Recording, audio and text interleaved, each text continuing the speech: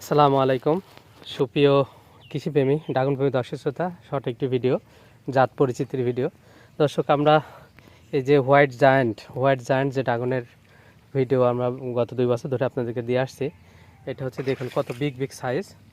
এই দুইটা ফল আপনার প্রত্যেকটা ফল 600 থেকে 700 গ্রাম হবে। এই ফলটা শুধু ছোটো 500 গ্রাম হবে।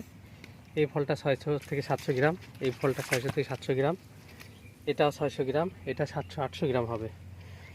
এর হাতে দুইটা আর কি 600 গ্রাম করে। ওই পাশে আর একটা ফল রয়েছে, ওটা পরিপক্ক, এটাও 700 গ্রাম হবে।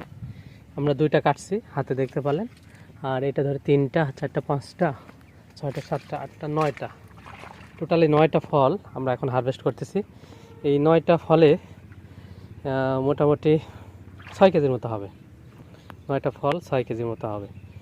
একদম এত টেস্ট, ভিয়েতনামে হোয়াইট কিংয়ের চেয়েও আমাদের এই হোয়াইট জায়ান্ট এই জাতটা টেস্টটা বেশি।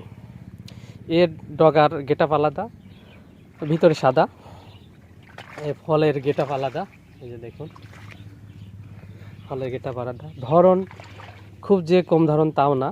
এই দেখেন ফুল আছে, আবার এই যে ফল কয়েকদিন আগে ফুল ফুটেছিল, সেগুলো সেট হচ্ছে। এই যে নতুন ফুল এটাও আছে। মোটামুটি এটা একটা বাণিজ্যিক ভালো ধরন।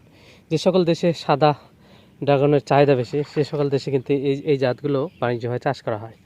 মানে এটা চাষ করা হয়, ভিয়েতনাম হোয়াইট কিং চাষ করা হয়, তারপর আমাদের একটা আছে চ্যামেলিয়ন হোয়াইট, সেটা চাষ করা হয়।